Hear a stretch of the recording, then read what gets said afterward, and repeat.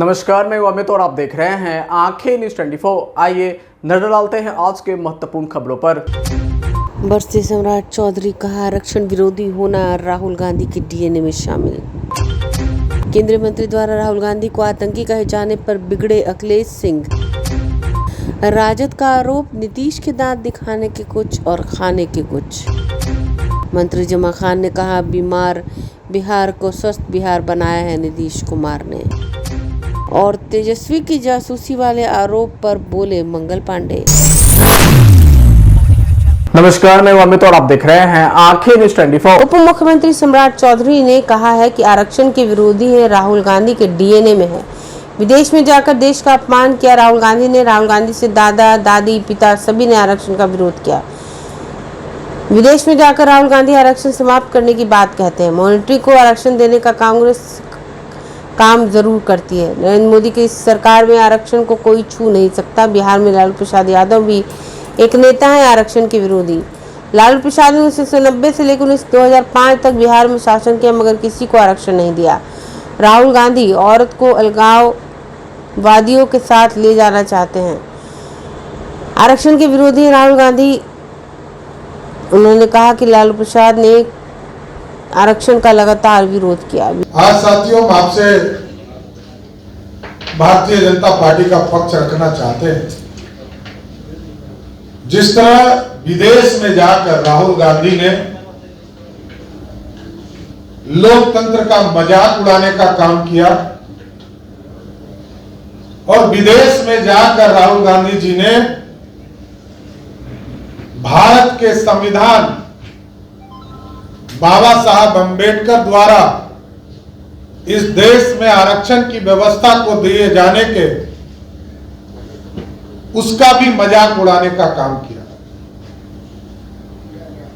और राहुल गांधी के डीएनए में आरक्षण विरोधी है नीतियां हैं। राहुल गांधी जी के परदादा पंडित नेहरू ने भी आरक्षण का विरोध करने का काम किया था और तत्कालीन सभी मुख्यमंत्री को पत्र लिखकर इसका विरोध जताने का निर्देश भी दिया था। उसी तरह श्रीमती इंदिरा गांधी भी इस देश में गरीबों को, पिछड़ों को, दलितों को आरक्षण नहीं मिले, वो भी अपने राज्य में यही करते रही। राहुल गांधी जी के पिताजी स्वर्गीय राजीव गांधी जी ने भी जब मंडल कमीशन इस देश में लाया गया तब भी गांधी परिवार ने आरक्षण का विरोध किया पानी पी पी कर। और आज आरक्षण विरोधी डीएनए राहुल गांधी का साबित हो गया कि विरोध में जाकर, विदेश में जाकर उन्होंने विरोध करने का काम किया और कहा कि आरक्षण हम समाप्त कर देंगे। कांग्रेस पार्टी लगातार माइनॉरिटी को आरक्षण देने का काम कभी आंध्र प्रदेश में करती है, कभी कर्नाटक में करती है। और जितने भी माइनॉरिटी यूनिवर्सिटीज हैं सब में आरक्षण को समाप्त करने का काम कांग्रेस और इंडी गठबंधन के लोगों ने किया।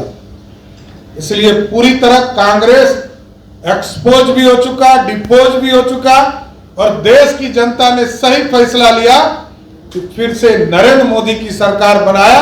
जो नरेंद्र मोदी जी लगातार ये गारंटी के साथ 2014 से कह रहे हैं कि इस देश में जब तक नरेंद्र मोदी की सरकार है आरक्षण को कोई छू नहीं सकता है। और ये हमारा इतिहास कहता है। जब स्वर्गीय कर्पूरी ठाकुर, भारत रत्न कर्पूरी ठाकुर जी को बिहार में मुख्यमंत्री बने तब भी बिहार में पहली बार अति पिछड़ों को आरक्षण जनसंघ के सहयोग के साथियों के सहयोग से मिला। और देश में भी जब मंडल कमीशन को लाया गया, जो श्रीमती इंदिरा गांधी ने ठंडे बस्ते में डालने का काम किया था, जब देश में बीपी सिंह जी देश के प्रधानमंत्री हुए तो सरदेव अटल बिहारी वाजपेयी जी और लाल कृष्ण आडवाणी जी ने समर्थन देकर 84 सांसदों का समर्थन देकर आरक्षण की व्यवस्था किया। और यहां पर भी एक नेता है लालू प्रसाद जी, जो लगातार ये कहते रहते हैं आरक्षण के समर्थन में। वो आजकल लालू प्रसाद जी वही राहुल गांधी के गोद में खेल रहे हैं, जिस राहुल गांधी ने उनका पूरा जीवन, राजनीतिक जीवन, एक मुखिया बनने लायक भी नहीं छोड़ा। और जिस तरह लालू प्रसाद जी भी कभी आरक्षण नहीं दी, 1990 से लेकर 2005 तक बिहार के मुख्यमंत्री बनकर रहे, लेकिन किसी एक वर्ग को भी बिहार में आरक्षण देने का काम। नमस्कार, मैं अमित और आप देख रहे हैं आंखें न्यूज़ 24। केंद्रीय मंत्री रवनीत सिंह बिट्टू ने राहुल गांधी को लेकर आतंकी बोला था। इसको लेकर अखिलेश प्रसाद सिंह ने कहा कि उनका मानसिक संतुलन। अखिलेश यादव ने सीएम नीतीश कुमार को लेकर अपनी यात्रा पर कहा कि उनकी जासूसी कर रहा है। इसके लेकर अखिलेश प्रसाद सिंह ने कहा, एनडीए सरकार यह सब काम तो करते रहती, इसमें कोई दो राय नहीं है। बिहार में मध्यवर्ती चुनाव को लेकर कहा, निश्चित तौर पर नहीं कहा जा सकता, लेकिन सरकार पर है, वह चाहेगी तो करा लेगी। मुझे लगता है कि वो अपना मानसिक संतुलन खो चुके हैं और आज स्वर्गीय बेअंत सिंह की आत्मा भी रो रही होगी कि इस तरह का उनका पोता का आचरण व्यवहार रहा। चुनाव हारने के बाद जाके उनको मंत्री बनाया गया और उस लालच में क्या क्या बयान दे रहे हैं, ये तो इस पे कोई प्रतिक्रिया देना मैं उचित नहीं समझता। लेकिन इससे बड़ा कुछ घटिया बयान हो नहीं सकता। सरकार में तेजस्वी जी बोल रहे हैं तो जरूर उनको कहीं न कहीं से खबर होगी। और एनडीए सरकार तो ये सब काम कराते रही है, इसमें भी कोई दो राय नहीं है। विधानसभा भी होने को लेकर के आप जो अंदाजे लगाए जा रहे हैं, नीतीश कुमार बनाए अब इस पे इस मध्यावधि चुनाव और ये सब पे हम कोई निश्चित तौर पर नहीं कहा जा सकता है, लेकिन अब वो तो सरकार, मुझे लगता है कि वो अपना मानसिक संतुलन खो चुके हैं और आज स्वर्गीय बेअंत सिंह की आत्मा भी रो रही होगी कि इस तरह का उनका पोता का आचरण व्यवहार रहा। चुनाव हारने के बाद जाके उनको मंत्री बनाया गया और उस लालच में क्या क्या बयान दे रहे हैं, ये तो इस पे कोई प्रतिक्रिया देना मैं उचित नहीं समझता। लेकिन इससे बड़ा कुछ घटिया बयान हो नहीं सकता। सरकार में तेजस्वी जी बोल रहे हैं तो जरूर उनको कहीं न कहीं से खबर होगी। और एनडीए सरकार तो ये सब काम कराते रही है, इसमें भी कोई दो राय नहीं है। विधानसभा भी होने को लेकर के आप जो अंदाजे लगाए जा रहे हैं, नीतीश कुमार बनाए अब इस पे इस मध्यावधि चुनाव और ये सब पे हम कोई निश्चित तौर पर नहीं कहा जा सकता है। नमस्कार, मैं अमित और आप देख रहे हैं आंखें न्यूज़ 24। बिहार सरकार के पूर्व मंत्री और राजद एमएलसी सुरेंद्र राम ने कहा है कि बीजेपी मुसलमान समाज की जमीन को हड़पने की साजिश में लगी हुई है। वक्फ बोर्ड कानून में संशोधन बीजेपी की साजिश है, इस साजिश को पूरा नहीं होने देगी विपक्ष। नीतीश कुमार खुद को हितैषी बताते हैं अल्पसंख्यक का, तो इस कानून का विरोध करे सार्वजनिक रूप से। अल्पसंख्यक का हितैषी बताना दूसरी जदयू सांसद ललन सिंह का संसद में वक्फ बिल का समर्थन करते हैं। नीतीश कुमार की बात हाथी के दांत की तरह है, दिखाने के लिए कुछ और, खाने के लिए कुछ और। ये जो है वक्फ बोर्ड का ये जो कानून जो बीजेपी की तरफ से, जो एनडीए सरकार की तरफ से जो लाया जा रहा है, ये कहीं न कहीं ये जो भी वक्फ बोर्ड की ज़मीन जो है, ये ज़मीन एनडीए सरकार जो है, भाजपा वाले इसको हड़पना चाहते हैं। इसी उद्देश्य से ये नया कानून लाने का ये जो बात कर रहे हैं और कानून ला रहे हैं। और सबसे बड़ा ये सोचने की बात है कि नीतीश कुमार ये बोलते हैं कि हम अल्पसंख्यक के समर्थक हैं, हिमायती हैं।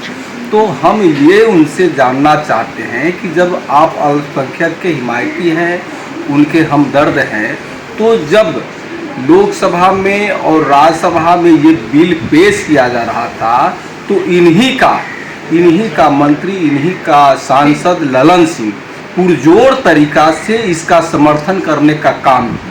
तो जब एक तरफ से ये समर्थन करने का काम जब ललन सिंह किए, तो इससे स्पष्ट हो जाता है कि ये जो नीतीश जी की जो नियत और नियति है, ये हाथी की दांत की तरह है। दिखाते कुछ है, खाने का कुछ होता है और दिखाने का कुछ होता है। ये स्पष्ट होता है कि नीतीश कुमार जी अल्पसंख्यक वर्ग का कहीं से भी हितैषी नहीं है। ये बीजेपी का जो सामंतवादी विचारधारा है और जो कट्टरपंथी विचारधारा है, उनसे इनका तालमेल और मेलजोल रहता है। तो कहीं से भी यदि ये वक्फ बोर्ड और मुस्लिम भाइयों का ये समर्थन है, तो खुले तौर पर इस चीज़ का वक्फ बोर्ड कानून का विरोध करना चाहिए और एनडीए से अलग होकर के जमीन पर धरातल पर उतर के, सड़क पर उतर के विरोध करना चाहिए। तभी हम मानेंगे कि आप अल्पसंख्यक भाइयों का हिमायती है। नमस्कार, मैं अमित और आप देख रहे हैं आंखें न्यूज़ 24। राज्य सरकार के अल्पसंख्यक कल्याण मंत्री जमा खान ने कहा कि वक्फ बोर्ड संशोधन कानून को लेकर पटना में कल बैठक हुई। इमारती सरिया में मुख्य सचेतक की अध्यक्षता में कल बैठक वापस सभागार में हुई। नीतीश कुमार के रहते हुए अल्पसंख्यक समाज के साथ गलत नहीं हो सकता। उन्होंने कहा नीतीश कुमार ने इस बिल की जानकारी होते ही दिल्ली तक बात की और जेपीसी में जांच करवाया है। अल्पसंख्यक समाज के नेताओं को भी आश्वासन दिया है कि मेरे रहते हुए आपको नुकसान नहीं पहुंचाया जा सकता। जदयू इस विषय पर गंभीर चिंता कर रही है। नीतीश कुमार मॉनिटरिंग के साथ बराबर रहे हैं और आगे भी रहेंगे। अल्पसंख्यक को नुकसान नहीं होने दिया जाएगा जब तक नीतीश कुमार उनके साथ खड़े हैं। राजद के अपराध के विषय पर राजभवन मार्च पर कहा, चुनाव नजदीक है, उसे देखकर बिहार की जनता का हाल क्या कर दिया था। बिहार की जनता के साथ लालू और तेजस्वी भी जानते हैं, इसलिए इनको भी कुछ करने से जनता समझ रही है कि कौन उनके हक में काम कर रहा है। बीमार बिहार को स्वस्थ बिहार बनाया है नीतीश कुमार ने। देखिए, सबसे पहले मैं शुक्रिया अदा करना चाहता हूं अपने लोकप्रिय नेता जनाब नीतीश कुमार जी, जिन्होंने पहली बार जब जानकारी मिली उन्हें तुरंत हम सबको बुलाया। मैं भी था, मेरे सुन्नी वक्फ बोर्ड के चेयरमैन, सियावक बोर्ड के चेयरमैन और तमाम उलेमा जो कई दायरे के लोग जो लोग जानकार थे, सबको बुलाकर उन्होंने मीटिंग करके उन्होंने तुरंत बात किया। दिल्ली में बात करके समिति में जो जेपीसी में डलवाए, वो मेरे नेता नीतीश कुमार ने डलवा कर उन्होंने कहा नहीं, अभी इतना तत्काल नहीं करना है, इस पर अभी मेम्बरान तमाम पार्टी के मेम्बरान बन के उस पर बातचीत करेंगे, तब जाकर कुछ होगा। उन्होंने रुकवाने का काम किया, बिल्कुल समिति में डलवाने का काम किया। बाद में कई बैठकें हमारे नेता नीतीश कुमार ने हम सब के साथ किया कि मेरे होते हुए ये सब नहीं होने देंगे जिससे मुसलमानों का नुकसान है। और मैं आपके द्वारा बताना चाहता हूँ प्रदेश और देश को कि नेता नीतीश कुमार जी जब तक हैं किसी को नुकसान होने वाला नहीं है। वो जब तक हैं, ये आपको बताना चाहता हूँ, ये ऐसा जब से संतुष्ट नहीं हम सब हो जाएंगे वो बिल को पास नहीं करने देंगे। नीतीश कुमार जी ने इस बात को सबसे उन्होंने कहा भी है कि आप लोग घबराएं नहीं। उसको पूरे जो हमारे जदयू जनता दल यूनाइटेड के नेता लोग हैं बैठकर डिस्कशन हो रही है, दिल्ली डिस्कशन हो रही है। और ये कई बिंदु ऐसे हैं जिस बिंदुओं पर मान लीजिए प्रॉब्लम खड़ा हो सकता है, ऐसे बिंदुओं पर चिन्हित करके नेता नीतीश कुमार जी ने कहा कि निर्णय लिया जाएगा। इतना आसान नहीं है, मेरे रहते हुए किसी को नुकसान मैं नहीं होने दूंगा। माइनॉरिटी के साथ मैं बराबर रहा हूँ और माइनॉरिटी के साथ बराबर रहूँगा। आज बिहार के अंदर जो भी काम हुआ है वो माइनॉरिटी का काम कोई और नहीं किया है, ये नीतीश कुमार जी ने किया है। तो नीतीश कुमार जी को प्यार है माइनॉरिटी से। करना चाहता हूँ जिसका सरकार जिसका नेतृत्व बिहार को मिला और उन्होंने नेतृत्व करके बिहार को कैसे रखा था ये सब जानता है, उनके माता पिता जानते हैं, उनका पूरा परिवार जानता है। वो जो परिवार एक प्राइवेट कंपनी बना लिए हैं और प्राइवेट कंपनी बनाकर चाहते हैं बिहार को निचोड़ना, बिहार को बर्बाद करना। बिहार बीमार बिहार था, स्वस्थ बिहार नीतीश कुमार जी की देन से हुआ, तो उसको बीमार चाहते हैं। तो ऐसा जनता नहीं होने देगी। रही सवाल, क्योंकि सामने चुनाव है, वो जानते हैं। नमस्कार, मैं अमित और आप देख रहे हैं आंखें न्यूज़ 24। बिहार के नेता प्रतिपक्ष तेजस्वी यादव ने बिहार सरकार पर आरोप लगाया कि सरकार उनकी जासूसी करवा ली। इसको लेकर बिहार सरकार के स्वास्थ्य मंत्री मंगल पांडे ने कहा, जैसे दवा एक्सपायर हो जाता है ना, उस दवा का कोई काम नहीं रह जाता, अनुपयोगी हो जाता दवा।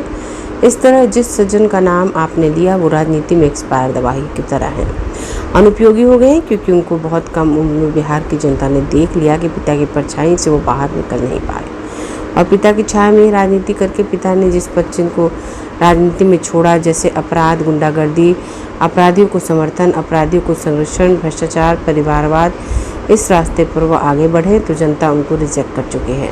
वो एक्सपायर दवा की तरह अनुपयोगी हो गए। राजनीति में वो क्या बोलते हैं, क्या करते हैं, इसका मेन मतलब अब नहीं है। बिहार की जनता का साफ संदेश है, लोकसभा चुनाव में हमें एनडीए पसंद है, हमें नरेंद्र मोदी और नीतीश कुमार का नेतृत्व पसंद है, बाकी राजनीति करना तो घूमते रहें।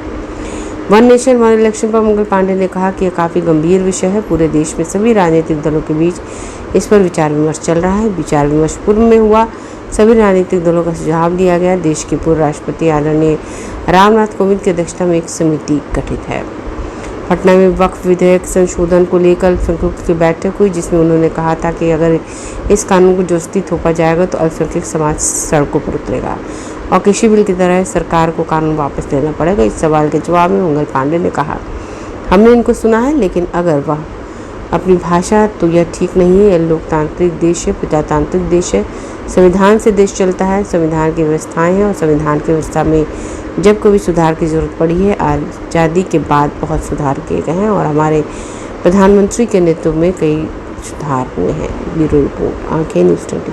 नहीं है, बिहार की जनता का बहुत साफ संदेश है लोकसभा चुनाव में, हमें एनडीए पसंद है, मोदी और नीतीश कुमार जी का नेतृत्व पसंद है, बाकी राजनीति करना है तो घूमते रहेंगे। वन नेशन वन इलेक्शन की बात हो रही कि इसी साल तक हो सकता है वन नेशन। देखिए, ये एक बहुत ही गंभीर विषय है और पूरे देश में सभी राजनीतिक दलों के बीच विचार विमर्श चल रहा है, विचार विमर्श में हुआ है, सभी राजनीतिक दलों के सुझाव लिए गए हैं और देश के पूर्व राष्ट्रपति आदरणीय रामनाथ कोविंद जी के अध्यक्षता में एक समिति गठित है। उस समिति ने एक प्रारंभिक रिपोर्ट भी तैयार किया था और सभी राजनीतिक दलों से विचार विमर्श करने के उपरांत जो विचार बनेगा, जो सुझाव सभी के आएंगे, उसके आलोक में कोई भी निर्णय होगा। तो अभी सब कुछ यह प्रक्रियागत है। सर, कल पटना में एक बड़ी बैठक हुई थी अल्पसंख्यक समाज की तरफ से, उसमें अगर थोपा जाएगा वक्फ कानून को तो हम आंदोलन करेंगे। कृषि कानून भी वापस हुआ था और लॉ एंड ऑर्डर खराब होगी। देखिए, ये भाषा आप सुना नहीं हूँ उनकी बात को, लेकिन जो आप भाषा बोल रहे हैं ये तो ठीक नहीं है किसी के लिए। और यह लोकतांत्रिक देश है, प्रजातांत्रिक देश है, संविधान से देश समर्थन से बनती है। तो जनता ने जो मैंडेट दिया है, उस मैंडेट के अनुसार हमें जो भी आवश्यक इस देश के लिए लगेगा वो। अगर आप भी अपने दुकान, प्रतिष्ठान, school, college, coaching centre, restaurant, cafe का विज्ञापन देना चाहते हैं, वो भी किफायती दर पर, तो आंखें न्यूज़ 24 लेकर आया है आपके लिए एक सुनहरा मौका। आंखें न्यूज़ 24 न्यूज़ पोर्टल की दुनिया में बिहार का सबसे उभरता हुआ चैनल, जहां बिहार झारखंड से जुड़े तमाम बड़ी खबरें देखने को मिलती है। तो देर किस बात की, आज भी जुड़े आंखें न्यूज़ 24 के साथ। संपर्क करें हमारे व्हाट्सएप नंबर 8935876430 पर। क्या आप पत्रकारिता के क्षेत्र में अपना कैरियर बनाना चाहते हैं? तो आज ही royal Ashoka institute of mass communication and journalism में अपनी जगह सुनिश्चित करें।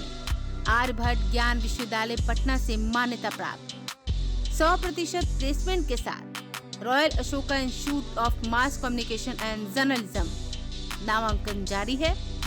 हमारा पता है DS/16 गायत्री मंदिर के समीप, कंकड़ बाग, पटना 8,20,000। आप हमें संपर्क भी कर सकते हैं। हमारा मोबाइल नंबर है 9955456126।